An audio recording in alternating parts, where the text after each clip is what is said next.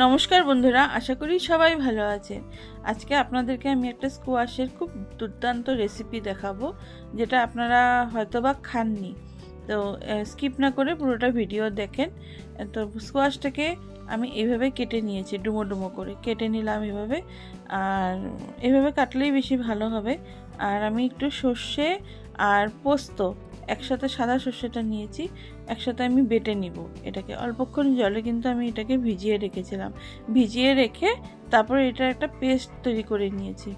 আপনারা চাইলে এখানে দুটো কাঁচা লঙ্কা দিয়ে পেস্টটা তৈরি করতে পারেন। সাথে নিয়ে নিয়েছি সামান্য টক দই।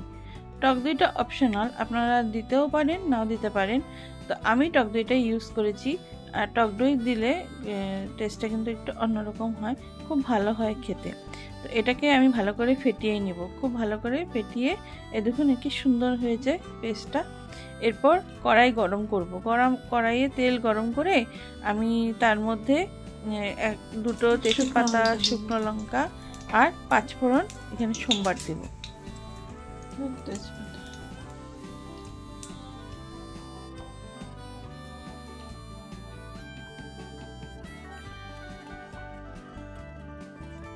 রান্নাটা পুরো নিরামিষ রান্না, নিরামিষ দিনে একদম পারফেক্ট এই রান্নাটা। তো আর সামান্য আমি হিং দিয়ে দিব, যেহেতু নিরামিষ রান্না। নিরামিষ রান্নায় হিং দিলে টেস্টটা কিন্তু খুব সুন্দর হয়। এরপরে সবগুলো যখন একটু ভাজা ভাজা হয়ে যাবে, তখন আমি যে স্কোয়াশটা কেটে রেখেছিলাম ডুমো ডুমো করে, এটাকে আমি ধুয়ে জল ঝরিয়ে ওই তেলের মধ্যে দিয়ে দিব। দিয়ে কিছুক্ষণ এটাকে নাড়াচাড়া করব। আর লবণ হলুদ দিয়ে এটাকে ভালো করে ভাজতে হবে আগে।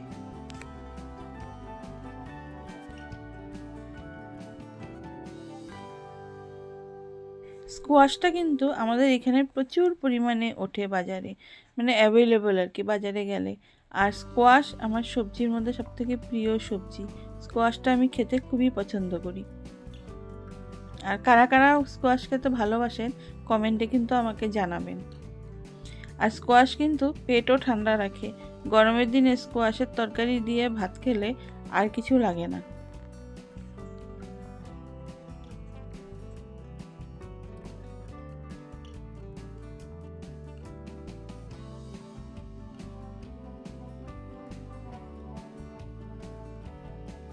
স্কোয়াশটা সেদ্ধ হতে একটু সময় লাগে। তা আমি কি করব, ঢেকে ঢেকে এটাকে সাতলাবো আর কি স্কোয়াশটাকে।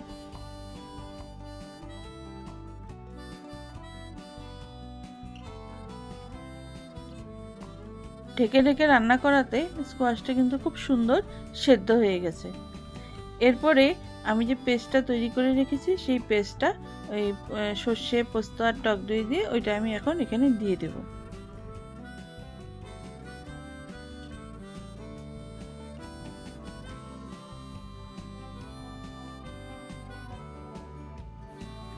পেস্টটা দিয়ে বেশ কিছুক্ষণ এটাকে এখন কষাতে হবে, যতক্ষণ না এটা থেকে তেল ছেড়ে যায়।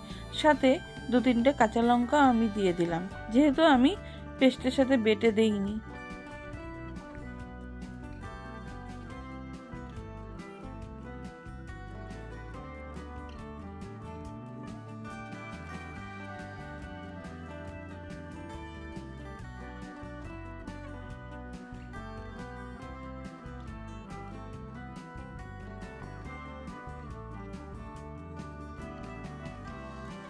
দেখুন পুরো রান্নাটার থেকে তেল ছেড়ে গেছে।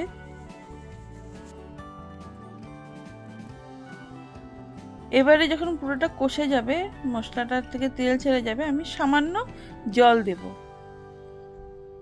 আমি আগেও বলছি স্কোয়াশটা সেদ্ধ হতে একটু সময় লাগে। আর লবণটা কিন্তু আপনারা একটু বুঝে দিবেন, স্কোয়াশে কিন্তু পট করে লবণ টেনে নেয়। লবণে হেরফের হলে স্কোয়াশের তরকারি একদম নষ্ট হয়ে যায় টেস্ট।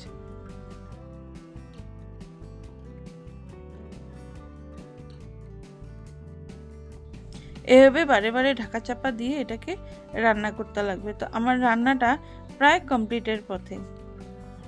তো বন্ধুরা, তো আমার এই স্কোয়াশের চচ্চড়িটা কেমন লাগলো, যদি ভালো লেগে থাকে কমেন্টে কিন্তু আমাকে জানাবেন, আমার খুব ভালো লাগবে। আর আপনারাও নিরামিষ দিনে স্কোয়াশের তরকারি বানিয়ে খাবেন, দেখবেন খুব স্বাদ লাগে। আর যারা এখনও আমার চ্যানেলটিকে সাবস্ক্রাইব করেননি, আমার অনুরোধ রইল তারা যেন খুব শীঘ্রই আমার চ্যানেলটিকে সাবস্ক্রাইব করে আমার পাশে থাকে। আর হ্যাঁ, আমার ভিডিওটা কিন্তু পুরো দেখে তারপরে কমেন্ট করবেন, আর শুরুতে একটা কিন্তু লাইক দিয়ে দিবেন। Thank you.